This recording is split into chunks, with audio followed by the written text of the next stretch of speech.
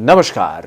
अब हम लोग बात करेंगे कुछ एडवांस तरीके के मेथड्स के बारे में जिसकी मदद से हम कंसंट्रेशन को एक्सप्रेस कर सकते हैं। इसमें हम मोल्स के टर्म्स में कंसंट्रेशन को रिप्रेजेंट करने की कोशिश करेंगे। इसमें हमारे टारगेट क्या होंगे?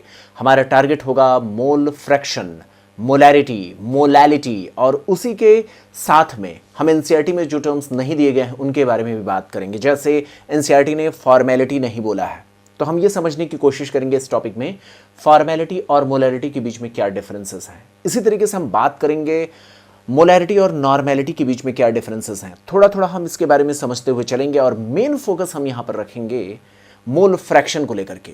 क्यों? क्योंकि सोल्यूशन की जो प्रॉपर्टीज हैं, जो फिजिकल प्रॉपर्टीज हैं, वो मोल फ्रैक्शन के टर्म्स में कहीं ना कहीं डिफाइन की जा सकती हैं। मेरे इस बात को कहने का मतलब क्या है, इस चीज़ को मैं अभी आगे जब इस चैप्टर में चलूंगा तो मैं आपको बताऊंगा कि अगर आप मोल फ्रैक्शन को अच्छे तरीके से समझ लेते हैं तो उसकी मदद से सोल्यूशन की फिजिकल प्रॉपर्टीज जैसे वेपर प्रेशर को बेहतर तरीके से आप समझ सकते हैं। इसी तरीके से अगर आपने मोलैरिटी का कॉन्सेप्ट सीख लिया तो सोल्यूशन के ऑस्मोटिक प्रेशर को आप अच्छी तरीके से रिप्रेजेंट कर पाएंगे। इसी तरीके से अगर आपने मोलैलिटी के टर्म्स को अच्छी तरीके से समझ लिया तो बॉइलिंग पॉइंट और फ्रीजिंग पॉइंट से रिलेटेड जो चेंजेस होते हैं सोल्यूशन में उसको अच्छी तरीके से आप समझ पाएंगे। मेरे कहने का क्या मतलब है, धीरे धीरे करके जब हम इस टॉपिक में चलेंगे तो आपको समझ में आ जाएगा। तो मैं आपको यहां पर बताना चाहता हूं कि हमारे लिए किस तरीके से मोल फ्रैक्शन का अपना एक इंपॉर्टेंस होगा। ध्यान देंगे यहां पर देखिए, मोल्स के टर्म्स को जब हम बोलते हैं तो यहां पर मैं आपको बताना चाहता हूं कि मोल्स, पहली बात तो आपको मोल को देखना है और फ्रैक्शन को देखना है। इसका क्या मतलब है, इस चीज को समझें। एक्चुअल में हम यहां पर आगे आपके साथ डिस्कस करने वाले हैं कुछ सरफेस पर होने वाली घटनाओं को, कुछ सरफेस पर होने वाली घटनाओं के बारे में बात करेंगे और इसमें देखेंगे कि अगर शुरुआती दौर में केवल और केवल सॉल्वेंट के पार्टिकल्स उस सरफेस पर अवेलेबल होंगे तो जो भी वहां पर फिजिकल प्रॉपर्टीज जैसे वेपर प्रेशर की अगर हम बात करें तो वो सारे के सारे जो वेपर प्रेशर के लिए रिस्पॉन्सिबिलिटी होगी वो सॉल्वेंट के पार्टिकल्स की होगी। और आप जानते हैं ये एक सरफेस है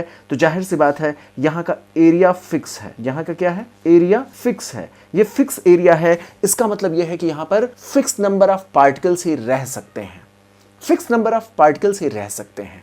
और अगर आपने इसमें सॉल्यूट को ऐड कर दिया, सॉल्यूट को ऐड कर दिया तो क्या होगा? मोटे तौर पर अभी आप समझें, बाद में हर एक चीज को मैं आपको वन बाय वन करके समझाऊंगा। यहां पर आप देखेंगे अगर आपने इसमें सॉल्यूट को ऐड कर दिया तो क्या डिफरेंसेस आएंगे। डिफरेंस ये आएगा कि कुछ जो पोजीशनिंग जो सॉल्वेंट को लेनी चाहिए वहां पर कौन आकर के जगह लेना शुरू कर देगा? सॉल्यूट का पार्टिकल।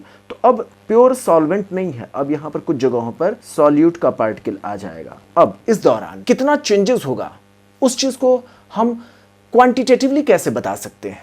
जैसे मैंने आपको कहा कि जो भी चीजें आपको समझानी है फिजिक्स में, साइंस में, केमिस्ट्री में, कहीं पर भी आप ये नहीं कहेंगे बहुत ज्यादा चेंजेस होगा, थोड़ा चेंजेस होगा, या ऐसे नहीं कहना कि हम आपको बहुत प्यार करते हैं। कोई भी चीज अगर होती है तो हर चीज की एक यूनिट में बताना। अगर प्यार को कहना तो बताओ कितने यूनिट आप प्यार करते हो। ऐसे अगर आप, मैं आपसे कह रहा हूं कि वेपर प्रेशर में अगर चेंजेस हो रहा है तो आप बताओ कितना वेपर प्रेशर में चेंजेस होगा इस सॉल्यूट की वजह से। तो इस चीज को समझाने के लिए हमें यह बात बताना पड़ेगा कि जब आपने सॉल्वेंट में सॉल्यूट को ऐड किया, यानी जब आपने सॉल्यूशन बनाया, तो सॉल्वेंट और सॉल्यूट का मोल फ्रैक्शन कितना है। मतलब ये कि अगर इस पूरे के पूरे एरिया को, बात समझें, अगर मैं इस पूरे के पूरे एरिया को अगर मैं 1 के टर्म्स में रिप्रेजेंट करना शुरू कर दूं, अगर इस पूरे के पूरे एरिया को 1 के टर्म्स में रिप्रेजेंट करना शुरू कर दूं तो मैं यहां पर बताने की कोशिश करूंगा कि कितना पार्ट, बात समझें, ये बहुत इंपॉर्टेंट लाइन है जिसको मैं बोल रहा हूं। आपको यहां बताना पड़ेगा कि इस 1 में से अगर टोटल पार्ट 1 है तो कितना पार्ट सॉल्यूट का है और कितना पार्ट सॉल्वेंट का है, और वो भी मोल्स के टर्म्स में। तो जैसे मोल्स के टर्म्स में अगर टोटल मोल्स को 1 कह दिया जाए, यहाँ के टोटल मोल्स को 1 कह दिया जाए तो सॉल्यूट का कितना मोल्स होगा और सॉल्वेंट का कितना मोल्स होगा, इस बात को आपको डिफाइन करना पड़ेगा, तब जाकर के आप यहाँ पर बेहतर तरीके से कोई बात कह पाएंगे। तो मोल्स ऑफ सॉल्यूट और मोल्स ऑफ सॉल्वेंट कितने हैं और वो भी किस टर्म में। अगर टोटल को 1 कह दिया जाए, जैसे हम परसेंट कहते हैं ना, परसेंट कहते हैं ना, परसेंट में क्या कहते हैं, सारी क्वांटिटी को हम 100 में बोल देते हैं। ऐसे ही यहाँ पर सरफेस पर जो घटना हो रही है, इस सरफेस को आप देखिए, यहाँ पर जो सरफेस पर इवेंट हो रहा है, इस सरफेस के सारे मोल्स को अगर हम 1 मान लें तो इसमें हमें यह बताना होगा कि इसमें से सॉल्यूट के कितने मोल्स हैं और सॉल्वेंट के कितने मोल्स हैं, और इसमें टोटल जो हमें रिप्रेजेंट करना वो 1 के टर्म्स में कहना है। जैसे अगर मैं कहूँ 1/10 पार्ट सॉल्यूट का है और 9/10 पार्ट किसका है, 9/10 पार्ट सॉल्वेंट का है, तो इस टर्म में हम इस बात को अगर रिप्रेजेंट करने की कोशिश करें, मेरी बात को ज़्यादा कंफ्यूज नहीं होना है, बात सिर्फ इतनी सी सिंपल सी है कि जब कभी भी आप मोल्स के टर्म्स में बोलेंगे तो इनडायरेक्टली मोल्स किसको रिप्रेजेंट करते हैं, पार्टिकल्स को, और जब आप मोल्स के टर्म्स में रिप्रेजेंट कर रहे हैं तो पार्टिकल्स को रिप्रेजेंट करेंगे। पार्टिकल्स अगर रिप्रेजेंट करना चाहते हैं तो मोल्स के टर्म्स में उसको रिप्रेजेंट कर सकते हैं, तो इसीलिए मोल फ्रैक्शन का एक टर्म दिया गया। उसमें यह माना गया कि अगर टोटल मोल्स को 1 के टर्म्स में समझा जाए तो आप ये कहेंगे हाफ मोल फ्रैक्शन, यानी आधा हिस्सा। फ्रैक्शन का मतलब क्या होता है, हिस्सा।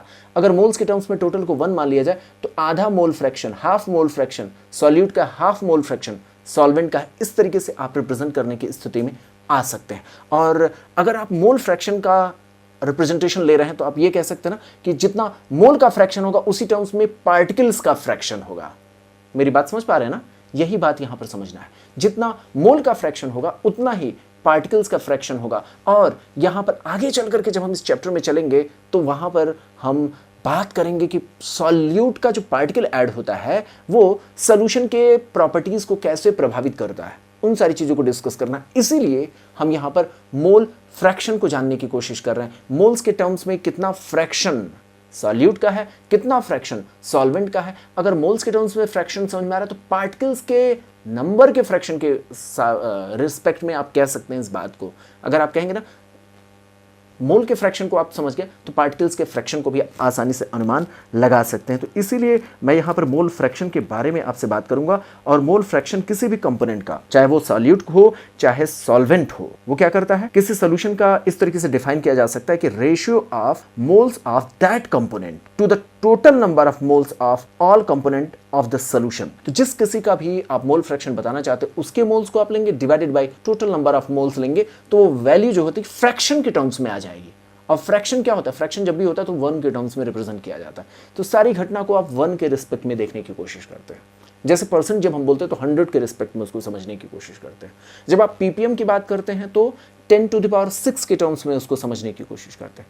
ऐसे ही यहाँ पर हम मोल्स के फ्रैक्शन को 1 के टर्म्स में समझने की कोशिश करेंगे। 1 के टर्म्स में सॉल्यूट कितना है, 1 के टर्म्स में सॉल्वेंट कितना है, क्या है इसका एस्पेक्ट, उस चीज़ पर हम लोगों ने बात कर लिया है। चलिए देखते हैं यहाँ पर मोल फ्रैक्शन। जैसे मान लीजिए हमें काई ए के बारे में यहाँ पर देखना होगा, तो यहाँ पर ये टर्म्स थोड़ा सा चेंज हो गया है, चूंकि हमने जब पीपीटी बनाया तो ये टर्म्स सिंबल थोड़े चेंज हो जाते हैं, तो इस पर ज्यादा फोकस नहीं करना है। अगर मान लीजिए 2 कंपोनेंट है, मोल फ्रैक्शन ए निकालना है तो आपको नंबर ऑफ मोल्स ए, और अगर मान लीजिए 2 कंपोनेंट है तो इसमें number of moles of A और number of moles of B के सम से इसको डिवाइड करना होगा, जो यहाँ पर लिखा हुआ है। आप यहाँ पर देख सकते हैं Na divided by Na plus Nb। इसी तरीके से मोल फ्रैक्शन ऑफ बी को अगर निकालना होगा तो यहाँ पर काई बी होगा, और यहाँ पर moles of B divided by total number of moles, जो 2 कंपोनेंट्स हैं उनके मोल्स का सम आप लेंगे। यहाँ पर सीधी सी बात यही कही जाती है कि जितने भी कंपोनेंट्स होते हैं उनके मोल फ्रैक्शन का अगर आप सम लेते हैं, जैसे यहाँ पर ऊपर देखिए, यहाँ पर ए का आपने लिया मोल फ्रैक्शन, ये काई ए है। यहाँ पर पीपीटी बनाते समय जो सिंबल्स होते चेंज हो जाते हैं, लेकिन ये काई ए है। काई ए की वैल्यू अगर आप देखें और काई बी की वैल्यू देखें, इन दोनों का सम अगर आप देखेंगे तो इसकी वैल्यू कितने के बराबर होती है, 1 के बराबर होती है। और यही बात मैंने आपको बार बार फोकस किया है कि जब कभी भी आप पीपीटी में आप यहाँ पर देखें और अपनी बुक में भी देख पाएंगे, जब कभी भी आप इसको रिप्रेजेंट करते हैं मोल फ्रैक्शन को, तो टोटल वैल्यू को 1 मानते हुए आप यहाँ पर रिप्रेजेंट करने की कोशिश करते हैं, और यही कोर कॉन्सेप्ट है। चलते हैं, देखते हैं, यहाँ पर कुछ न्यूमेरिकल प्रॉब्लम्स पर बात करेंगे। और आगे से हमें इस बात को ध्यान में रखना ही होगा कि जब कभी भी मोल फ्रैक्शन की हम बात कर रहे हैं तो यहाँ पर सॉल्यूशन की बहुत सारे फिजिकल प्रॉपर्टीज को समझने में ये मोल फ्रैक्शन मदद करेगा। और मैंने आपको स्टार्टिंग में ही बता रखा है कि इस चैप्टर में हमें लिक्विड सॉल्यूशन के बारे में स्टडी करना है। किसके बारे में? लिक्विड सॉल्यूशन के बारे में स्टडी करना है। लिक्विड सॉल्यूशन का मतलब क्या होता है कि जो सॉल्वेंट होगा, जो सॉल्वेंट उसमें ऐड किया जाएगा वो लिक्विड होगा। उस सॉल्वेंट में आप या तो सॉलिड ऐड करेंगे, या तो आप लिक्विड ऐड करेंगे, या फिर आप गैस ऐड करेंगे। तो इस तरीके के मैंने सोल्यूशन के बारे में आपको बता रखा है कि हमें लिक्विड सोल्यूशन के बारे में स्टडी करना है। और एक बात मैंने ये भी आपको बता रखा है कि ये चैप्टर धीरे धीरे करके लिक्विड सोल्यूशन पर आगे बढ़ेगा, जबकि टोटल नंबर ऑफ सोल्यूशंस कितने पॉसिबल हमारे नेचर में 9 टाइप्स के, जबकि हमें इस पर फोकस जो इस चैप्टर में करना वो 3 टाइप्स के सोल्यूशन पर फोकस करना, और 1 बाय 1 हम उसी डायरेक्शन में आगे बढ़ेंगे। यहाँ पर जिसमें ये मदद करेगा, ये जो हमारा कॉन्सेप्ट है मोल फ्रैक्शन का, वो कई सारी जगहों पर हमारी मदद करेगा। इसलिए आपको इसको अच्छी तरीके से समझना है और ध्यान में रखना है कि जो मोल फ्रैक्शन अगर आपने उसके फार्मूले का एप्लीकेशन समझ लिया तो सोल्यूशन के बहुत सारे फिजिकल प्रॉपर्टीज़ को समझना हमारे लिए आसान हो जाएगा। तो इसमें हमारे सामने कुछ मोल फ्रैक्शन पर बेस्ड सॉल्व प्रॉब्लम्स हमारी किताब में दी गई हैं। किताब हमारी केमिस्ट्री लाइव जो बुक है बहुत अच्छी बुक है, उसमें हर एक न्यूमेरिकल को आपको समझाने की कोशिश की गई। और मैं आपको बार बार यही कहता हूं कि आप बेसिक्स को अगर आप क्लियर रखेंगे ना तो अच्छे क्वेश्चंस बना पाना कोई ज़्यादा मुश्किल नहीं होता है। कभी भी केमिस्ट्री में कोई बहुत टिपिकल चीज़ें आपसे नहीं पूछी जाएंगी, बेसिक्स पर बेस्ड होता है, थोड़ा सा उसी को हायर स्टैंडर्ड पर ले जाने की कोशिश करते हैं। देखते हैं पहला क्वेश्चन जो एग्जांपल के तौर पर दिया गया हमारी बुक में, देखते हैं इसकी लैंग्वेज क्या है। Calculate the mole fraction of ethylene glycol in a solution, कहां पर, in a solution containing 20% of ethylene glycol by mass. तो यहाँ पर ओल्ड डेटा के अकॉर्डिंग आपके पास कुछ इन्फॉर्मेशन मिल गई है। क्या है इन्फॉर्मेशन? आपका इन्फॉर्मेशन ये कह रहा है कि 20% ये जो इथिलीन ग्लाइकॉल है, इथिलीन ग्लाइकॉल क्या है? इथिलीन ग्लाइकॉल हमारा 20% बाई मास है, यानी ये वेट बाई वेट परसेंटेज की बात यहाँ पर रिप्रेजेंट कर चुके हैं। इसको ओपन करेंगे और उसके बाद आसानी से आप इसको लगा सकते हैं। यहाँ पर सोल्यूशन जो बनाया गया, अगर इसको बहुत ज्यादा सही तरीके से रिप्रेजेंट नहीं कर रहे हैं तो आप ये मानेंगे इथिलीन ग्लाइकॉल को वाटर में मिक्स किया गया। किसमें मिक्स किया गया? वाटर में मिक्स किया गया। इस लैंग्वेज को ओपन करेंगे और ये 20% को ओपन करेंगे तो इसका मतलब ये हुआ 20 ग्राम इथिलीन ग्लाइकॉल डिसॉल्व किया गया है 80 ग्राम वाटर में। और इस तरीके से हम इस टॉपिक में आगे बढ़ेंगे। और आप जानते हैं ना, इस 20 ग्राम को, इथिलीन ग्लाइकॉल के 20 ग्राम को आप मोल्स में कन्वर्ट करें, इसको मोल्स में कन्वर्ट करें, और ये जो 80 ग्राम वाटर है इसको आप मोल में कन्वर्ट करें और सीधे आप फार्मूला अप्लाई करेंगे, इसका आंसर आ जाएगा। आप क्या करेंगे? जब आप मोल फ्रैक्शन किसका निकालना है? इथिलीन ग्लाइकॉल का निकालना है। तो moles of ethylene glycol divided by total number of moles ethylene glycol and water. तो मोल्स दोनों का, इथिलीन ग्लाइकॉल और वाटर का, जब आप डिनोमिनेटर में लेंगे और ऊपर की ओर आप किसका लेंगे? आप ऊपर इथिलीन ग्लाइकॉल का मोल लेंगे। तो इससे आप मोल फ्रैक्शन आसानी से बता सकते हैं। बहुत सिंपल सा कैलकुलेशन होता है, डरना बिल्कुल भी नहीं होता है। चलते हैं अगले क्वेश्चन की ओर। यहाँ पर हम इस क्वेश्चन का सोल्यूशन बना चुके हैं। अगले एग्जाम्पल की ओर चलेंगे। लगभग इसी तरीके की लैंग्वेज अगले एग्जाम्पल में भी यूज़ किया गया है और लैंग्वेज है calculate the mole fraction of ethanol in a sample of spirit containing 92% of ethanol by mass. ये कई बार एग्जाम्स में पूछा गया क्वेश्चन है। इसमें मैं आपको सिर्फ ये बताना चाह रहा था, ये क्वेश्चन देने का मकसद बस ये था कि आप ये समझ सकें कि जिसकी मात्रा ज़्यादा होगी उसको आप सॉल्वेंट कहेंगे। क्या है मेरे कहने का मतलब? इस चीज़ को समझिए। होता क्या है कि अधिकतर हम सोच लेते हैं कि अल्कोहल वाटर में डिसॉल्व किया जाएगा और अल्कोहल हमेशा सॉल्यूट होगा, और वाटर क्या होता है? वाटर को आप सॉल्वेंट मानते हैं। लेकिन इस एग्जाम्पल में आप देखेंगे क्या दिया गया है। लैंग्वेज को आप फोकस करेंगे तो आप समझ पाएंगे। यहाँ पर देखिए 92% इथेनॉल बाई मास है, यानी 92% इथेनॉल को मिक्स किया गया है, 92 ग्राम ऑफ इथेनॉल को मिक्स किया गया है 8 ग्राम ऑफ वाटर में। इस बात का मतलब आप समझ पा रहे हैं? यहाँ पर 92 ग्राम ऑफ इथेनॉल है जो वाटर के 8 ग्राम के साथ मिक्स की गई है, यानी यहाँ पर इथेनॉल क्या हो गया? इथेनॉल जिसकी मात्रा ज़्यादा होती है वो क्या है? सॉल्वेंट है। यहाँ पर अल्कोहल क्या है? सॉल्वेंट है। वाटर क्या है? सॉल्यूट है। इस तरीके का सुन करके आपको थोड़ा अजीब सा लग रहा होगा, लेकिन ऐसा होता है। जैसे इस समय हैंड सैनिटाइजर जो कोविड-19 के इन्फेक्शन से बचने के लिए जो इस्तेमाल किए जा रहे हैं, वो कम से कम 60% से जब एबव उसमें अल्कोहल के कंसंट्रेशन होते हैं तभी वो किसी भी तरीके की जर्मिसाइडल प्रॉपर्टीज़ रखते हैं। अगर आप सिंपल अल्कोहल से, बियर या फिर आप सोचें रम या विस्की से अगर आप अपने हाथ को धुल दें और आप डिसइंफेक्टेंट प्रॉपर्टीज़ आपको मिल जाएंगी, तो ऐसा कोई भी नहीं है। जर्मिसाइडल प्रॉपर्टीज़ के लिए 60-70 या उससे अबव जो परसेंटेज होता है तब आपके पास जर्मिसाइडल प्रॉपर्टीज़ अल्कोहल की मिल पाती हैं। तो यहाँ पर उसी लेवल की बात की गई है और आप यहाँ पर देख पा रहे हैं 92% इथेनॉल की बात की गई है। लैंग्वेज को आप ओपन करेंगे अच्छे तरीके से समझ सकते हैं। यहाँ पर बात ये कहा गया है कि 92 ग्राम अल्कोहल है और वो 8 ग्राम वाटर है। यहाँ पर वाटर कितना है? 8 ग्राम वाटर है और इनको मिक्स किया गया है। अब आप क्या करेंगे, अगर आपको मोल फ्रैक्शन ऑफ इथेनॉल बोला गया है, सिंपल सी बात है, हमारी लैंग्वेज के अकॉर्डिंग आप यहाँ पर क्या करेंगे, इसको आप मोल्स में कन्वर्ट करेंगे, जिसका पूछा गया है उसका मोल्स लेंगे divided by total number of moles के टर्म्स में आप इसको रिप्रेजेंट करने की कोशिश करेंगे। तो इस तरीके से मोल फ्रैक्शन आपको मिल जाएगा। दोनों के कितने मोल्स आएंगे उसको बहुत सिंप्लीफाइड तरीके से आप बना करके इसका सोल्यूशन बता सकते हैं। तो इसका मकसद ये था कि एक इंटरेस्टिंग एग्जाम्पल देने का मकसद ये था कि आप समझ सकते हैं कि सॉल्वेंट और सॉल्यूट का मतलब क्या होता है। यहाँ पर जो रिलेटिव क्वांटिटी इथेनॉल की जो है वो ज़्यादा रखी गई है in comparison to water.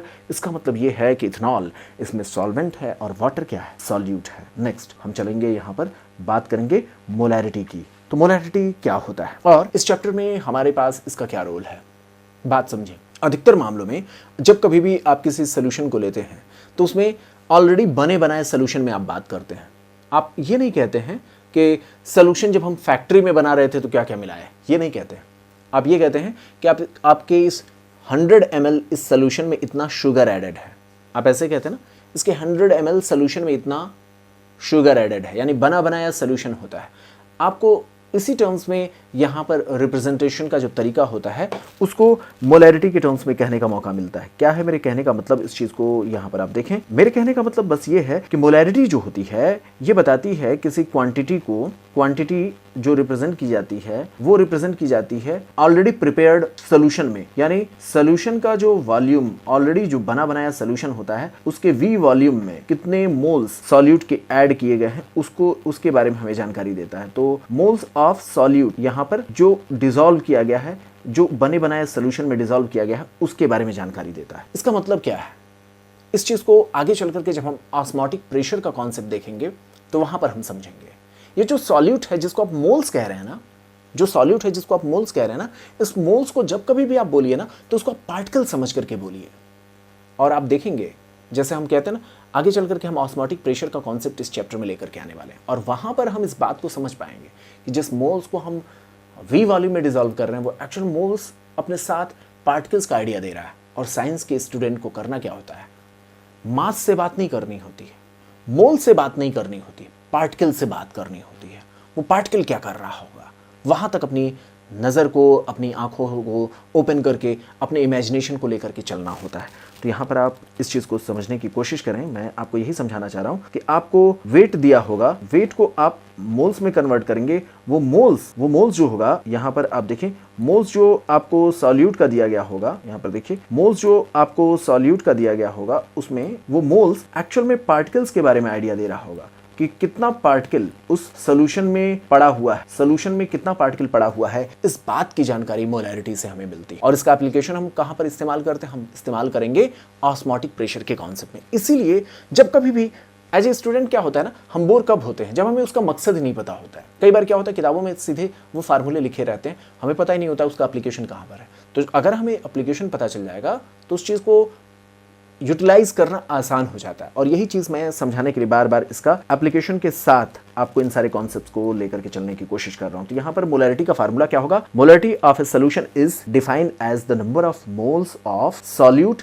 Dissolved per decimetre cube या लीटर ऑफ द सॉल्यूशन। तो वही जो बात मैंने आपसे कहा, इसी बात को फोकस करते हुए हम इसके बारे में सोच सकते हैं। और यहां पर मैंने आपको बताया कैसे हम किसी सॉल्यूट के मोल्स को कैलकुलेट कर सकते हैं। ये बात 11th में आपने पढ़ रखा है, कैसे आप कैलकुलेट करते हैं। अगर आपको कहीं मास दिया हुआ हो, वेट दिया हुआ, तो उसको मॉलिक्यूलर मास या मॉलिक्यूलर वेट से अगर आप उसको डिवाइड करेंगे तो वो क्या करता है, उस सब्सटेंस का मोल्स में कन्वर्जन हो जाता है। यही बात हम यहाँ पर अप्लाई करेंगे और हम इसी बेसिस पर इस चीज को समझने की कोशिश करेंगे। तो यहाँ पर देखिए ये जो दिया गया है, number of moles of solute अगर कहीं निकालना है तो आप क्या करेंगे, mass of solute divided by molar mass of solute, इस रेशियो को आप अप्लाई करेंगे और आपके पास क्या मिल जाएगा, number of moles of solute पता चल जाता है। इस चीज को आप ध्यान में रखेंगे और एक बार अगर आपको ये वैल्यू पता चल गई तो आप क्या कर सकते हैं, फार्मूले को अप्लाई कर सकते हैं। मैं यहाँ पर फार्मूला जो ऐड होना चाहिए उसको मैं दिखा सकता हूं। आप देखें मैंने आपसे क्या कहा, मैंने आपसे कहा मोलैरिटी इज इक्वल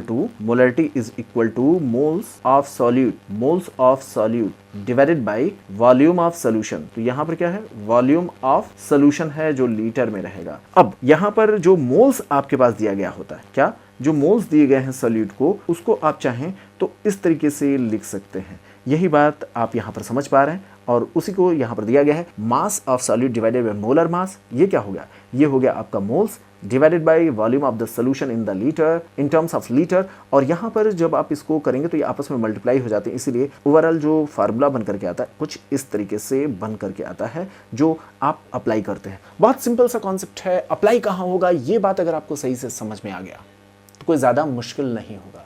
चलते हैं अगले लेवल पर बढ़ते हैं। यहाँ पर हम देखेंगे किस तरीके से हमारे पास प्रैक्टिस प्रॉब्लम्स हमारे पास दिए गए हैं, उसको देखेंगे। यहाँ पर फार्मूला बेस्ड सबसे पहले क्वेश्चंस दिए गए हैं हमारे पास, उसकी प्रैक्टिस करते हैं, देखते हैं लैंग्वेज किस तरीके से होगा। पहला जो एग्जाम्पल हमारे बुक में दिया गया है जिसमें ये क्वेश्चन पूछा गया है, calculate the molarity of a solution containing 5 gram of NaOH in 450 ml of solution. बहुत सिंपल फार्मूला है, मैं जानता हूँ आप इसको जानते भी हैं, लेकिन नए स्टूडेंट्स के लिए प्रॉब्लम ना हो उस बात को ध्यान में रखते हुए तो हमें सबसे पहले क्या निकालना है, मोल्स ऑफ सॉल्यूट निकालना है। मोल्स ऑफ सॉल्यूट कैसे निकाल पाएंगे, तो आप देखिए मोल्स ऑफ सॉल्यूट जब आप निकालेंगे तो यहाँ पर मास जो आपको दिया गया है किसका, NaOH का, इस NaOH की मास डिवाइडेड बाय इसका मोलर मास आप करेंगे तो ये W/m जिसको हम कहते हैं। और इसके बाद जब आपको जब मोल्स आपको मिल जाएगा उसके बाद आप वॉल्यूम के बारे में सोचेंगे। और यहाँ पर फार्मूला जब मोलैरिटी का लेंगे, मोलैरिटी का जब आप फार्मूला बनाएंगे तो यहाँ पर क्या होगा, ये मोल्स डिवाइडेड बाय वॉल्यूम की बात आप करेंगे। तो मोल्स डिवाइडेड बाय वॉल्यूम की आप बात करेंगे और कितने मोल है ये NaOH divided by 450 ml। 450 ml को आपको किस में कन्वर्ट करना होगा, मैंने आपको बताया है मोलैरिटी जब भी होती है तो डिवीजन जो होता है वॉल्यूम का वो लीटर में होगा। तो यहाँ पर अगर आपको ml दिया हुआ है 450 ml, आप क्वेश्चन में देखें 450 ml अगर आपको दिया हुआ है तो आप उसको लीटर में कन्वर्ट करेंगे और उसके साथ आपका आंसर बन जाएगा। तो सोल्यूशन कैसे बनेगा इस चीज़ के बारे में मैंने आपको बता दिया। अगला हम कॉन्सेप्ट बेस्ड एक और क्वेश्चन सॉल्व करने की कोशिश करेंगे। मैं आपको बता दूं मेरी बुक बहुत अच्छी है इस चीज़ में, हर चीज़ के फ्रेगमेंट्स को, हर चीज़ के सेक्शन को अच्छी तरीके से मैंने एक्सप्लेन करने की कोशिश किया। तो यहाँ पर कॉन्सेप्ट्स की बेसिस पर कैसे क्वेश्चन बनेगा उसको भी बना करके देखते हैं। और यहाँ पर एक एग्जाम्पल लेंगे, एग्जाम्पल में लैंग्वेज क्या है उसको देखते हैं। डेंसिटी को लेकर के यहाँ पर बात किया, density of 10% of by mass of KCl solution is 1.06 ग्राम पर सेंटीमीटर क्यूब। तो यहाँ पर क्वेश्चन पूछा है मोलैरिटी आप इस सोल्यूशन का बता दीजिए। इस तरीके के क्वेश्चन कई सारे बोर्ड एग्जाम्स में पूछे गए। बात समझे, होता क्या है कि कई बार मैंने आपको बताया कि डेंसिटी का जो डेटा होता है वो हमारे पास बहुत बहुत बहुत इंपॉर्टेंट डेटा होता है। और हमारे पास दुर्भाग्य ये है कि बुक्स में जब भी इस टाइप के क्वेश्चंस आते हैं तो वो हमसे फार्मूला की टर्म्स में उसमें रटने की कोशिश करते हैं, जबकि मेरा पूरा फोकस ये रहता है कि अगर आपको कॉन्सेप्ट क्लियर है तो आपको फार्मूला रटने की कोई ज़रूरत नहीं होती है। जैसे यहाँ पर डेंसिटी अपने आप में एक लैंग्वेज को डिकोड करेगा। क्या है मेरी इस बात का कहने का मतलब, अभी आप देखें यहाँ पर देखिए लैंग्वेज जो इस बुक में हमारी बुक में दिया गया है उसमें कह रहे हैं डेंसिटी की बात कर रहे हैं। यहाँ पर देखिए डेंसिटी की बात कर रहे हैं और डेंसिटी कितनी है आप इस चीज़ को देखें, डेंसिटी की बात कर रहे हैं। डेंसिटी अपने आप में एक बहुत इंपॉर्टेंट डेटा है। डेंसिटी क्या बता रहा है 1.06 ग्राम पर सेंटीमीटर क्यूब। इसका मतलब ये है डेंसिटी का ये डेटा अपने आप में बहुत बड़ा इंफॉर्मेशन दे रहा है। ये कह रहा है कि अगर आपको कहीं सोल्यूशन का 1 ग्राम मिल जाए, मेरी बात समझें, ये डेंसिटी का डेटा ये कह रहा है अगर इस डेटा को सिर्फ ये ध्यान, इतने डेटा को अगर आप ओपन करें तो आप ये कह सकते हैं इस डेटा की इंफॉर्मेशन की मदद से 1.06 ग्राम अगर कहीं मास दिया हुआ है तो वो कितना वॉल्यूम ऑक्युपाई करेगा, कितना 1 सेंटीमीटर क्यूब वॉल्यूम ऑक्युपाई करेगा। तो ये हमें डेंसिटी के आइडिया, डेंसिटी की डेटा की मदद से आइडिया लगता है। तो जो 1.06 ग्राम अगर उसको वॉल्यूम के टर्म्स में समझना हो तो कितना करेगा, 1 सेंटीमीटर क्यूब वॉल्यूम ऑक्युपाई करेगा। मेरी बात समझ पा रहे हैं? आपको मास से वॉल्यूम के बीच में आइडिया देने के लिए डेंसिटी बहुत इंपॉर्टेंट होता है। अब इस क्वेश्चन की लैंग्वेज में चलते हैं। क्वेश्चन की लैंग्वेज क्या कह रहा है उसको देखते हैं। क्वेश्चन की लैंग्वेज के टर्म्स में अगर हम देखें तो यहाँ पर ये कह रहा है कि 10% KCl है, यानी और वो भी बाई मास है, 10% बाई मास ऑफ KCl की बात कर रहे हैं। इसका मतलब ये है कि 10 ग्राम KCl है, 10 ग्राम KCl और टोटल सोल्यूशन कितना है 100 ग्राम है, 100 ग्राम। और डेंसिटी का डेटा हमें ये आइडिया दे रहा है कि अगर इस सोल्यूशन का यहाँ से जो आप इंफॉर्मेशन देख रहे हैं ना, इस इंफॉर्मेशन को देखें कि अगर इस सोल्यूशन का 100 ग्राम है और उसको वॉल्यूम में अगर आप चाहें तो इस इंफॉर्मेशन की मदद से कैलकुलेट कर सकते हैं 1.06 ग्राम का कन्वर्जन 1 सेंटीमीटर क्यूब के टर्म्स में होगा। तो यानी अगर आपके पास ये कह रहे हैं सोल्यूशन को अगर इन्होंने किस टर्म्स में रिप्रेजेंट किया है 10% बाई मास के टर्म्स में, यानी 10 ग्राम KCl है जो उसका, और सोल्यूशन का टोटल मास कितना 100 ग्राम है। इस 100 ग्राम को क्या आप वॉल्यूम में कन्वर्ट कर सकते हैं? बिल्कुल कर सकते हैं। आप इस डेटा को देखेंगे तो इस वॉल्यूम को किस में कन्वर्ट, इस ग्राम को किस में कन्वर्ट कर सकते हैं। यहाँ जो ग्राम के टर्म्स में डेटा दिया गया है इसको आप चाहें तो सेंटीमीटर क्यूब में आप कन्वर्ट कर सकते हैं, और जहां आपने कन्वर्ट किया वहीं आपको मोलैरिटी की वैल्यू मिल जाएगी। मेरी बात को कहने का मतलब क्या है, इस चीज को आप यहाँ पर देखें। अगर आपने एक बार फिर से समझें, अगर आपने डेंसिटी का ये लैंग्वेज समझा,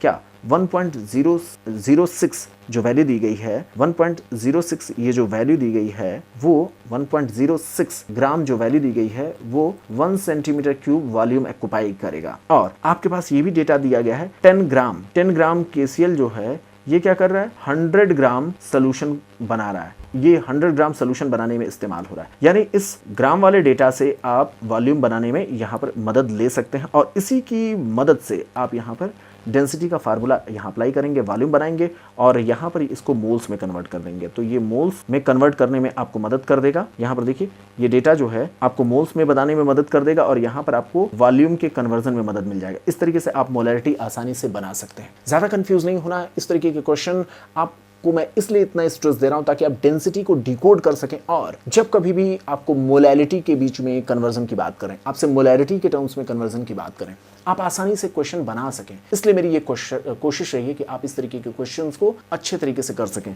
चलते हैं एक और क्वेश्चन को देखते हैं। इस क्वेश्चन का तो सोल्यूशन मैंने आपको बताया। अगले क्वेश्चन की ओर बढ़ने से पहले डेंसिटी का जो मैंने आपको डेटा बता रखा उसको हमेशा के लिए अपने दिमाग में याद रखिए। डेंसिटी क्या कर रहा है, ये एक इंटर रिलेशनशिप हमें प्रोवाइड कर रहा है। डेंसिटी क्या कर रहा है, एक आइडिया दे रहा है inter relationship between mass and volume. इसमें क्या है, जैसे अगर मान लीजिए इस क्वेश्चन में ही कह दिया गया 1.06 ग्राम पर सेंटीमीटर क्यूब, इसका मतलब ये है सोल्यूशन का 1.06 ग्राम कितना वॉल्यूम ऑक्युपाई करेगा, 1 सेंटीमीटर क्यूब वॉल्यूम। यानी आप इसी डेटा की मदद से जहां जैसे जरूरत पड़े वैसे आप अप्लाई कर सकते हैं, आप जैसे चाहें। मोलैरिटी के लिए, मोलैलिटी के लिए, कोई भी हो, मोल फ्रैक्शन के लिए, ये डेंसिटी का डेटा अगर आपको दे दिया गया और अगर कहीं कोई इंफॉर्मेशन कन्वर्ट करने वाली है तो ये अपने आप में आसानी से इसको कन्वर्ट करने में मदद करेगा। आगे चलते हैं, हम देखते हैं मोलैरिटी का क्या इंपॉर्टेंस होगा हमारे लिए इस चैप्टर में। तो मैंने आपको बताया ना कि हमें यहाँ पर ऑस्मोसिस और ऑस्मोटिक प्रेशर के कॉन्सेप्ट को सीखना है। इस चैप्टर में हम ऑस्मोसिस क्या है और ऑस्मोटिक प्रेशर क्या होता है उसके बारे में सीखेंगे, और वहां पर ऑस्मोटिक प्रेशर के मेजरमेंट के दौरान हम देखेंगे मोलैरिटी का रोल होगा। वहां पर pi is equal to CRT का हम फार्मूला अप्लाई करेंगे, वहां पर हम मोलैरिटी का रोल देखने को पाएंगे। तो ध्यान में रखना है, मोलैरिटी को अगर आप यहां पर लगा लेते हैं तो आगे जब इसका प्रैक्टिकल एप्लीकेशन ऑस्मोसिस के और ऑस्मोटिक प्रेशर के टर्म्स में जब आप करेंगे तो बहुत आसानी से इसके बारे में समझ पाएंगे। तो चलते हैं, देखते हैं और अगले कॉन्सेप्ट पर। और यहीं पर मैं आपको बताना चाहूंगा क्या है फॉर्मेलिटी। फॉर्मेलिटी क्या है, एक टर्म होता है फॉर्मेलिटी, ध्यान से समझिएगा। हम क्या कहते हैं, मोलैरिटी, उसी तरीके से फॉर्मेलिटी होता है। आगे बढ़ने से पहले आपको समझना जरूरी है, थोड़ा सा कई बार लोग पूछ लेते हैं और बेसिक टर्म है ये। जैसे आप मोलैरिटी की बात करते हैं, उसी का एक भाई है, उसी का आप समझ लीजिए एक तरीके से ब्रदर है फॉर्मेलिटी। फॉर्मेलिटी क्या होता है उसको देखते हैं। जैसे मोलैरिटी को हम बात करते हैं तो उसमें हम आमतौर पर जो सॉल्यूट होता है वो कोवेलेंट कंपाउंड होता है, इस तरीके की हम बात सोच करके बात करते हैं। जबकि फॉर्मेलिटी एक सही टर्म है जब हमारा सॉल्यूट आयनिक कंपाउंड हो। मेरे कहने का मतलब क्या है, इस चीज को भी मैं आपको एक्सप्लेन करूंगा। एक्चुअल में होता क्या है, आप मोलैरिटी में क्या कहते हैं, मोल्स डिवाइडेड बाई, वहां पर आप मोल्स डिवाइडेड बाई वॉल्यूम की बात करते हैं। यहां पर आप क्या करते हैं, यहां पर आप मोल्स नहीं कह करके आप फार्मूला मास की बात करते हैं। फार्मूला मास के टर्म्स में आप मोल्स को कन्वर्ट करके फिर आप बात करते हैं। मेरी बात को कहने का मतलब क्या है, इस चीज़ को भी मैं आपको यहाँ पर एक बार फिर से समझाने की कोशिश करूंगा। आप देखिएगा, फिर आप इस चीज़ को समझ पाएंगे मोलैरिटी और फॉर्मेलिटी के बीच में क्या डिफरेंसेस है। अगर मैं आपसे कहूँ आइडियल वे में, मैं अगर आपसे कहूँ कि यहाँ पर HCl की मैं बात कर रहा हूँ, तो आप HCl की जब बात होती है तो अगर आप HCl का मॉलिक्यूलर मास निकालना चाहते हैं तो आप जानते ना, इसमें इंडिविजुअल मॉलिक्यूल्स की आइडेंटिटी आपको देखने को मिलती है मॉलिक्यूल्स के लेवल पर। मैंने आपसे कहा ना, साइंस का स्टूडेंट जब भी बात करते हैं तो वो मॉलिक्यूल्स के लेवल पर, पार्टिकल्स के लेवल पर जाकर के बात करते हैं। और यहाँ पर जब आप मोलैरिटी लेते हैं तो आप क्या कहते हैं, mass divided by molecular mass. क्या कहते हैं, mass divided by molecular mass. और यहाँ पर कोवेलेंट कंपाउंड्स में आइडियली मॉलिक्यूल्स की आइडेंटिटी होती है। यहाँ पर क्या होता है, पार्टिकल्स एक दूसरे से बहुत बहुत दूर होते हैं और हर पार्टिकल की अपनी एक, हर मॉलिक्यूल की अपनी एक इंडिविजुअल आइडेंटिटी आपको देखने को मिलती है। लेकिन क्या यह बात आपको NaCl के क्रिस्टल में देखने को मिलेगा? क्या आप NaCl के क्रिस्टल जब आप बनाते हैं, Na+, मैं पहले Na+ बना देता हूँ, उसके बाद आप आपको क्लोराइड आयन बना करके दिखा दूंगा। इसके बाद क्लोराइड आयन को बनाता हूं और फिर मैं पूछूंगा कौन किसके साथ जुड़ा हुआ है, क्या आप उसकी आइडेंटिटी बता सकते हैं। यहाँ देखिए chloride ion, chloride ion, chloride ion, chloride ion, chloride ion. चलिए अब यहाँ पर मैं अगर आपसे पूछूं कि ये जो क्लोराइड आयन है, ये क्लोराइड आयन इसका है या इसका है या इसका है या ऊपर वाले का है, इस तरीके की अगर लैंग्वेज पूछी जाए तो आयनिक कंपाउंड्स में क्या होता है, आयंस इतना पास होते हैं ना, इतना पास होते हैं, कौन किसका है ये आप नहीं बता सकते हैं। मेरी बात समझ रहे हैं। यहाँ स्लाइड में आप देखें, यहाँ पे जो क्लोराइड आयन, किसी भी क्लोराइड आयन को अगर आप फोकस करेंगे तो आप कभी नहीं बता सकते वो किस सोडियम आयन के साथ जुड़ा हुआ। क्यों? क्योंकि ये सारे के सारे बहुत क्लोजली अटैच्ड हैं। जबकि इसके अपोजिट आप यहाँ पर देखें, जब इसके अपोजिट आप बात कर रहे हैं HCl में, तो आप आसानी से कह सकते हैं ये H, कौन सा H किस Cl के साथ कोवेलेंट बॉन्ड बनाया है। तो इसीलिए जब हम फॉर्मेलिटी की बात करते हैं तो वहां पर हमें क्लियर कट आइडेंटिटी, इंडिविजुअलिटी की नहीं मिल पाती है। तो वहां पर हम क्या करते हैं, वहां पर हम एक मिनिमम रिपीटेटिव यूनिट देखने की कोशिश करते हैं। यहाँ पर देखिए, यहाँ पर क्या करते हैं, हम मिनिमम रिपीटेटिव यूनिट को देखने की कोशिश करते हैं और कहते हैं यही मिनिमम रिपीटेटिव यूनिट है जो बार बार रिपीट हो रहा है। इस तरीके का हम बात यहाँ पर कहने की कोशिश करते हैं। यहाँ पर देखिए NaCl है, यही बार बार एक इंटाइटी है जो बार बार रिपीट हो रही है। इसलिए जब हम फॉर्मेलिटी की बात करते हैं तो उसमें मिनिमम रिपीटेटिव यूनिट की बात करते हैं। ओवरऑल अगर हम कहें तो केमिस्ट्री के लैंग्वेज में दोनों में कोई डिफरेंस नहीं है। ऐसा बिल्कुल नहीं घबराना है कि यहाँ पर फॉर्मेलिटी क्या नया चीज़ होगी, बिल्कुल नहीं, ये मोलरिटी के जैसा ही है। लेकिन यहाँ पर अगर बहुत कोई स्पेसिफिक हो करके आपसे पूछे कि फॉर्मेलिटी होता क्या है, तो आप सीधे तौर पे कह सकते हैं कि ये एक्चुअल में सही टर्म होगा, मोलरिटी का सही टर्म होगा अगर आप आयनिक कंपाउंड्स की बात करेंगे। क्यों? क्योंकि आयनिक कंपाउंड्स में मॉलिक्यूल जैसी आइडेंटिटी नहीं होती है, एक मिनिमम रिपीटेटिव यूनिट होती है जो बार बार रिपीट होती है। अब आप सोचेंगे इतना सारा सब कुछ बात करने का कोई मतलब है क्या? कोई मतलब नहीं है। अगर आप समझना चाहते हैं तो ये बात है, वरना दोनों में कोई डिफरेंस नहीं है। आपने देखा होगा KCl के लिए आपको मोलैरिटी ही बोला गया था, NaCl के लिए आपको मोलैरिटी ही बोला गया था। तो अधिकतर मामलों में मोलैरिटी ही टर्म इस्तेमाल करते हैं, लेकिन अगर आप बहुत सही तरीके से बोलना चाहते हैं तो वो फॉर्मेलिटी होना चाहिए था।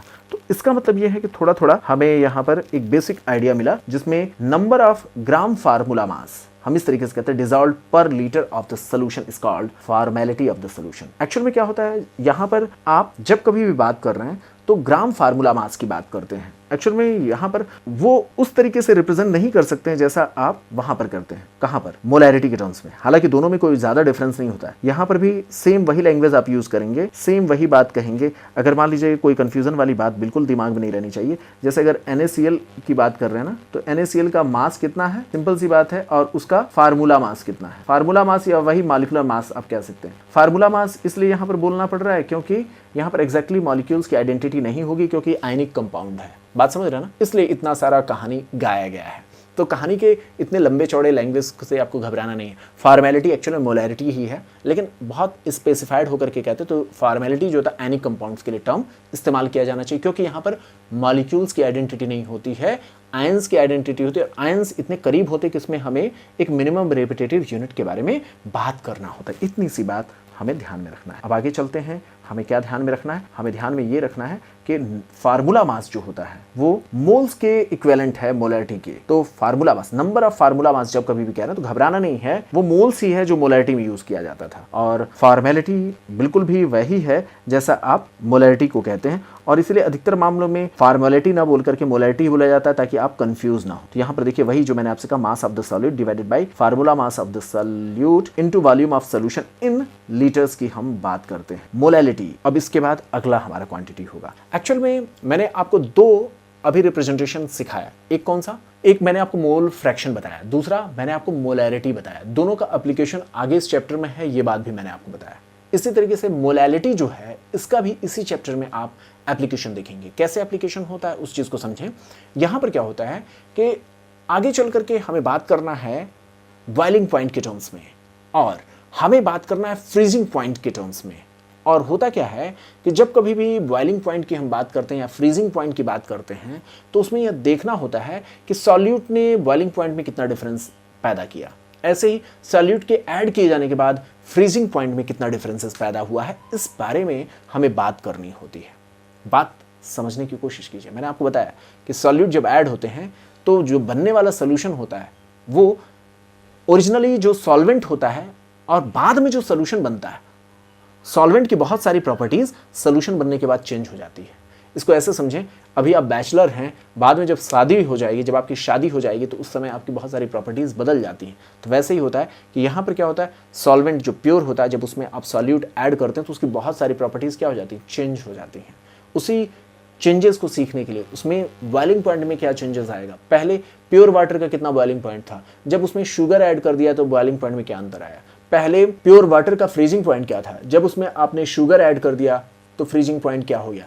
इस चीज़ को जब आप सीखने की कोशिश करते हैं ना, तो उस समय आपको मोलैलिटी के कॉन्सेप्ट की ज़रूरत पड़ती है। और आगे इस चैप्टर में हमें मोलैलिटी का रोल देखना है, इसीलिए हम यहाँ पर मोलैलिटी के बारे में बात कर रहे हैं। तो मोलैलिटी होता क्या है? Molality of a solution is defined as the number of moles of solute per kg of solvent. और इसमें क्या होता है, सॉल्यूशन को जो प्रिपेयर किया जाता है उसमें n मोल्स किसी सॉल्यूट का w kg ऑफ सॉल्वेंट में ऐड किया जाता है। अभी तक जितनी भी बातें हमने डिस्कस किया था, ध्यान में रखिएगा, अभी तक जितनी भी बातें हमने डिस्कस किया, मोल फ्रैक्शन को सिर्फ छोड़ दिया जाए, मोल फ्रैक्शन को सिर्फ छोड़ दिया जाए, बार बार मैं बोल रहा हूं, इसलिए बोल रहा हूं ताकि आप याद कर लें। मोल फ्रैक्शन को केवल छोड़ दिया जाए तो बाकी जितने ओल्ड तरीके थे जिसमें W/W, V/V, W/V, मोलैरिटी, जितने भी तरीके आपने सीखे, इसमें क्या था, ऑलरेडी प्रिपेयर्ड आपके पास सोल्यूशन था, टोटल सोल्यूशन था, उसमें आप बता रहे थे, ऑलरेडी बने बनाए सोल्यूशन में आप बोल रहे थे, बने बनाए सोल्यूशन में आप बोल रहे थे इतना ग्राम घुला हुआ है, जबकि मोल फ्रैक्शन में आप अलग अलग बात करते हैं। क्या अलग अलग बात करते हैं? मैंने बोला था ना, फ्रैक्शन के टर्म्स में आप बात करते हैं। सॉल्यूट का कितना मोल फ्रैक्शन है, सॉल्वेंट का कितना मोल फ्रैक्शन है, उसको आप अलग अलग बात करते हैं। सेम चीज यहां पर भी अप्लाई होगा। मोलैलिटी के टर्म्स में जब आप बात करते हैं, क्या मोलैलिटी के टर्म्स में जब आप बात करते हैं तो यहां पर आप सॉल्यूट को अलग बताते हैं और सॉल्वेंट को अलग बताते हैं। यहां पर टोटल सोल्यूशन की कोई आइडेंटिटी के बारे में आप बात नहीं करते हैं, वैसे ही जैसे आपने मोल फ्रैक्शन के टर्म्स में बात नहीं किया था। चलते हैं, देखते हैं यहां पर क्या हमें सीखने को मिलेगा। तो ध्यान में रखना है कि यहां पर हम बात करते हैं मोल्स ऑफ सॉल्यूट की, बात ध्यान से समझिएगा, मोल्स ऑफ सॉल्यूट, और वो भी किस में डिसॉल्व किया गया है, केजी ऑफ सॉल्वेंट की बात करते हैं, सोल्यूशन की बात नहीं, बात ध्यान से समझना। यहाँ पर क्या है, केजी ऑफ सोल्यूशन की बात नहीं, और इसी बात को फोकस करते हुए आपको समझना है सॉल्यूट और सॉल्वेंट दोनों की इंडिपेंडेंट आइडेंटिटी यहाँ पर मेंटेन रहती है। सॉल्यूट और सॉल्वेंट दोनों की इंडिपेंडेंट आइडेंटिटी मेंटेन रहेगी। यहाँ पर देखिए, आप क्लियरली देख पा रहे हैं, आप क्लियरली यहाँ पर समझ पा रहे हैं सॉल्यूट के मोल्स कितने हैं, सॉल्यूट के मोल्स कितने हैं, और यहाँ पर मैंने शायद ये इसको आप सही कर लेंगे, यहाँ पर सॉल्वेंट होगा ना, केजी ऑफ सॉल्वेंट की बात करेंगे, तो आप ध्यान में रखेंगे यहाँ पर clear cut KG of solvent की बात होगी। तो दोनों की इंडिविजुअल आइडेंटिटी हमारी यहाँ पर देखने को मिलती है। इस चीज को आप फोकस करेंगे, यहाँ पर कितना मोल्स ऑफ सॉल्वेंट डिसॉल्व किया गया है, कितने केजी ऑफ सॉल्वेंट में, ये आपकी एक इंडिविजुअलिटी है जिस पर फोकस करते हुए मोलैलिटी के बारे में हमें बात करना है। तो चलते हैं, देखते हैं इसका फार्मूला कैसे बनेगा और इसमें हमारे पास क्या क्या फैक्ट्स याद रखने हैं। तो देखिए, यहाँ पर मैं इसको फोकस करूंगा, फिर आप देख पाएंगे। देखिए, मैंने आपसे कहा ना कि सॉल्यूट और सॉल्वेंट दोनों की इंडिविजुअल आइडेंटिटी को ध्यान में रखते हुए ये फार्मूला बताया गया, और इसका रोल कहाँ पर हम देखेंगे, फ्रीजिंग पॉइंट और बॉइलिंग पॉइंट का जब हम चेंजेस देखेंगे, किसी सोल्यूशन के बनने पर क्या क्या चेंजेस होते हैं,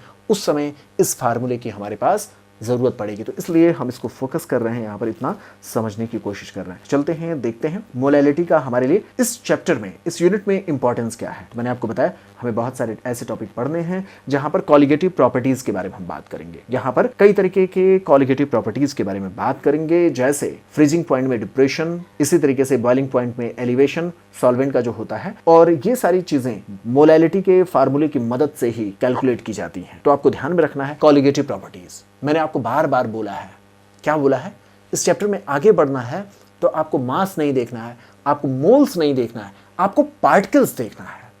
बात समझिए, आपको मास नहीं देखना है, मोल्स नहीं देखना है, आपको पार्टिकल्स को देखना है।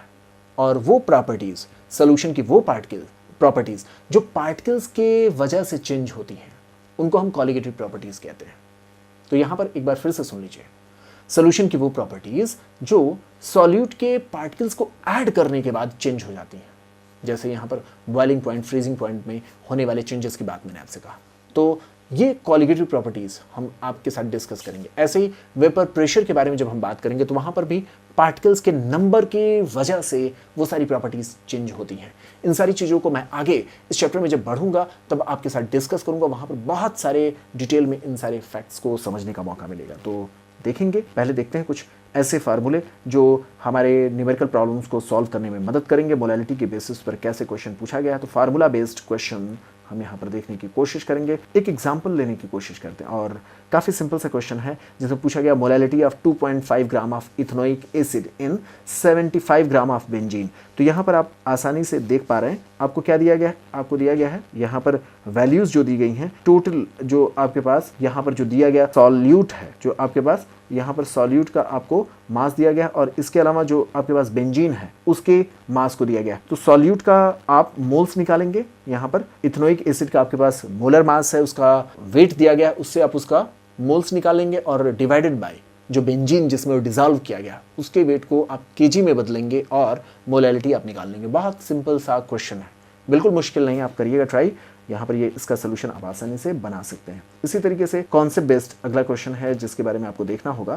तो यहाँ पर हम देखेंगे क्या है, क्वेश्चन पूछा गया मोल fraction of ethanol in aqueous solution is 0.02 and density इसका दिया गया है और ये जानना चाहते हैं इसका मोलैलिटी और मोलैरिटी क्या है। तो इसका मतलब ये हुआ, क्या है इसका मतलब, लैंग्वेज को पहले ओपन करना सीखते हैं। यहाँ पर ये बहुत अच्छा क्वेश्चन है। मैंने आपसे कहा था ना, जब कभी भी आपको मोल फ्रैक्शन दिया गया हो, इसका मतलब क्या है, मोल फ्रैक्शन, इसका रोल यहां पर आपको देखने को मिलेगा, बहुत अच्छे तरीके से देख सकते हैं। यहां पर ये कह रहा है इथेनॉल CH3OH का मोल फ्रैक्शन कितना है, 0.02 है। जाहिर सी बात है इसको वाटर में डिसॉल्व अगर किया गया, जिसके बारे में नहीं बताते हैं, एक्वा सोल्यूशन बोल दिया ना, तो यानी ये वाटर में ही डिसॉल्व किया गया। तो वाटर का कितना मोल फ्रैक्शन होगा उसको निकालते समय आप 100 माइनस 0.02 आप कर लेंगे। इसके बाद क्या हुआ, हमारे पास ये मोल्स, अगर आप यहाँ पर मोल फ्रैक्शन अगर आप समझ सकते हैं तो यहाँ पर आसानी से देख सकते हैं, ये 1 के टर्म्स में, यहाँ पर माफ कीजिएगा, यहाँ पर मुझसे एक मिस्टेक हुआ, ये 100 नहीं है, ये 1 के टर्म्स में होता है। मैंने आपको पहले ही बता रखा है कि जब कभी भी आप यहाँ पर कैलकुलेट करते हैं, जो डेटा आप देखते हैं ये 1 के टर्म्स में देखते हैं, इसलिए 1.00 कर देते हैं, 1.00 माइनस 0.02। अब यहाँ पर आपने देख लिया, हमारे पास डेटा मिल गया। सॉल्यूट का अगर आप मोल के टर्म्स में रिलेशन बनाना चाहते हैं तो सॉल्यूट का कितना रिलेशन है और सॉल्वेंट का कितना रिलेशन है। इसके बाद आपको डेंसिटी भी बता दिया गया है। डेंसिटी क्या बताया गया, अगर आप टोटल मोल्स अगर आप समझें सोल्यूशन का टोटल मोल भी दे दिया गया 1। ये रिस्पेक्टिव टर्म्स हैं। एक्चुअल में क्या है कि आप यहां पर बहुत अच्छे तरीके से समझ सकते हैं कैसे हम फ्रैक्शन का रोल यहां पर देख रहे हैं। जब आप सारी क्वांटिटी को 100 के टर्म्स में बोलते हैं तो उस समय क्या करते हैं, आप परसेंट की बात करते हैं। यहां पर जो आप कर रहे हैं वो क्या कर रहे हैं, यहां पर आप सीधे तौर पर देखने की कोशिश कर रहे हैं 1 के टर्म्स में, यानी सोल्यूशन का अगर मोल 1 मान लिया जाए तो इसका कितना मोल होगा, इसका कितना मोल होगा, उस तरीके से टर्म्स आपको मिल गया है। इसके बाद आप क्या करेंगे, इस मोल्स को उल्टा आप वेट में कन्वर्ट कर सकते हैं। किस में कन्वर्ट कर सकते हैं, वेट में। इसको आप कितना कन्वर्ट कर सकते हैं, वेट में। और इन दोनों वेट को जब आप जोड़ देंगे तो सोल्यूशन का वेट आपको पता चल जाएगा, है ना। आप चाहें तो इससे सोल्यूशन का वेट पता चल जाएगा। अगर आप सिर्फ इस पर फोकस करेंगे तो आपको इसका वेट पता चल जाएगा। किसका, आपको सॉल्वेंट का वेट पता चल जाएगा, सॉल्वेंट का वेट पता चल जाएगा। सॉल्वेंट के वेट को जब आप केजी में लेंगे तो आसानी से आप मोलैलिटी का क्वेश्चन लगा सकते हैं। पता है ना, मोलैलिटी का फार्मूला यही तो कहता है कितना मोल डिसॉल्व किया गया है, कितने वेट में डिसॉल्व किया गया, ये बात कहते हैं। और जब आप सोल्यूशन का टोटल वेट निकाल करके, जब सोल्यूशन का टोटल वेट निकाल लेंगे, टोटल वेट ऑफ सोल्यूशन पता चल जाएगा, तो इसकी मदद से सोल्यूशन का टोटल आप वॉल्यूम पता कर सकते हैं। इसकी मदद से यहाँ पर आपको डेंसिटी का डेटा क्या करेगा, डेंसिटी का जो डेटा होगा वो सोल्यूशन के वेट को वॉल्यूम में कन्वर्ट कर देगा। और जब सोल्यूशन का वेट वॉल्यूम में कन्वर्ट हो जाएगा और सॉल्यूट का मोल आपको दिया गया है तो उसकी मदद से आप मोलैरिटी निकाल सकते। ट्राई करिएगा, ज़रूर से इसका आंसर आएगा। हमारी किताब का ये एग्जाम्पल है, आप मेरी किताब ज़रूर खरीद सकते हैं। बहुत सिंपल और बहुत सस्ती बुक है, फुल्ली कलर्ड बुक है और उसको समझाते हुए मैंने इस लेक्चर सीरीज़ को बनाया है। तो आप इसको जब फॉलो करेंगे तो आप देख पाएंगे। ये क्वेश्चन बहुत अच्छा क्वेश्चन है। एग्जाम्स में इस तरीके के क्वेश्चन कॉन्सेप्ट बेस्ड होते हैं और लगाने में दिक्कत तब होती है जब आपका कॉन्फिडेंस नहीं होता है। जब कॉन्फिडेंस होता है तो इस तरीके के क्वेश्चन को बना पाना बहुत मुश्किल नहीं होता है। तो यहाँ पर आगे का एक मिक्स्ड लेवल पर क्वेश्चन देखने की हम कोशिश करेंगे। अगला एग्जांपल जो है मिक्स प्रॉब्लम पर है और इसमें क्वेश्चन की लैंग्वेज क्या है, 4 gram of NaOH are present in 1 decilitre of solution. Calculate molarity of solution, molality of solution, इसके अलावा मोल फ्रैक्शन ऑफ NaOH सोल्यूशन। इसमें मदद दी गई है डेंसिटी के डेटा की। तो आप देखें दिया क्या गया है 4 ग्राम ऑफ NaOH जो डिजोल्व किया गया 1 डेसीलीटर। 1 डेसीलीटर को आपको ध्यान में रखना है ना, 1 डेसीलीटर का मतलब क्या होता है 0.1 लीटर।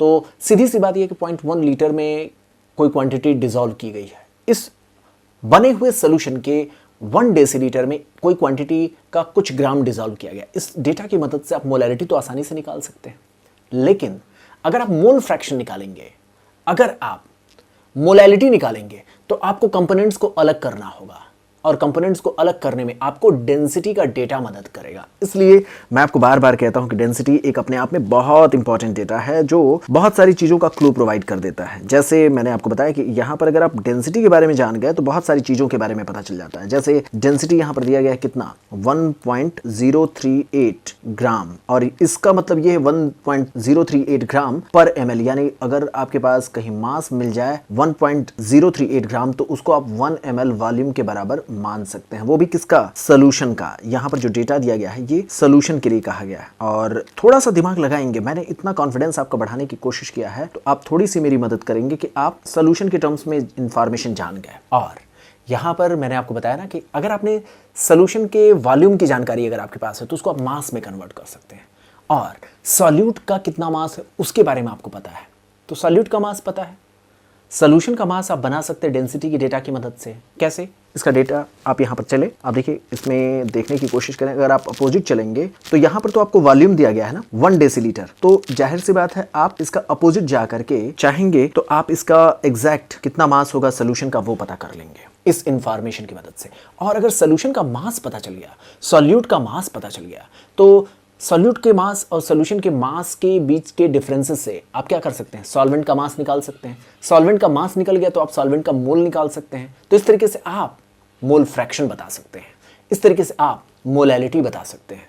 मेरी बात समझ रहे हैं? तो जहां आपको मास मिल गया कंपोनेंट्स का, वहां पर आप आसानी से इस क्वेश्चन को सॉल्व कर सकते हैं। ट्राई करिएगा, मेरी किताब में ये क्वेश्चन दिया गया है, काफ़ी इजी लैंग्वेज में इसको हमने समझाने की वहां पर कोशिश की है। तो इसका सोल्यूशन कैसे बनेगा ये चीज़ आपने देख लिया। कुछ ऑब्जेक्टिव क्वेश्चन के बारे में देखेंगे, कुछ कॉम्पिटिटिव कॉर्नर्स पर बेस्ड किस तरीके से क्वेश्चन पूछे गए हैं उस पर भी बात करेंगे। तो इसमें कंसंट्रेशन को एक्सप्रेस करने के जितने तरीके हैं उनको ध्यान में रखते हुए जो क्वेश्चन पूछा गया है बहुत सिंपल होता है अगर आप बेसिक फैक्ट्स को जानते हो। जैसे क्वेश्चन दिया गया 25 ml of 3 molar HNO3 solution mix किया गया 75 ml ऑफ 4 मोलर HCl के साथ, और रिजल्टिंग सोल्यूशन का मोलैरिटी ये जानना चाहते हैं। इस तरीके के क्वेश्चन में आपको फैक्ट्स के बारे में पता होना चाहिए। मैंने आपसे कहा है जब कभी भी आपको मास दिया गया हो सॉल्यूट का तो उसको आप मोल्स में कन्वर्ट करते हैं। मोल्स में आप कन्वर्ट करते हैं तो आप पार्टिकल्स में कन्वर्ट कर देते हैं उसको, तो सॉल्यूट के कितने पार्टिकल्स डिसॉल्व किए गए हैं उसका आइडिया आपको मिल जाता है। सेम चीज यहां पर आप करेंगे, और यहां पर आप देखने की कोशिश करें आपके पास इंफॉर्मेशन किस तरीके से दी गई है उसको समझने की कोशिश करेंगे। यहां पर जो पहली इंफॉर्मेशन जिसको मैंने ब्राउन कलर से दिखाया है, तो आप जानते हैं ना मोलैरिटी, मोलैरिटी का फार्मूला क्या कहता है? मोलैरिटी का फार्मूला कहता है moles divided by volume of solution. तो अगर आप मोल्स निकालना चाहते हैं, अगर आप मोल्स के बारे में जानकारी चाहते हैं, तो आप इसको क्या करेंगे, वॉल्यूम और मोलैरिटी के बीच में मल्टीप्लिकेशन कर देंगे। वॉल्यूम और मोलैरिटी के बीच में आप मल्टीप्लिकेशन कर देंगे, और इसके द्वारा आपको मोल्स ऑफ HNO3 के बारे में पता चल जाएगा। HNO3 के कितने मोल्स होंगे वो आपको पता चल जाएगा। मोल्स है क्या? क्वांटिटी ही तो है।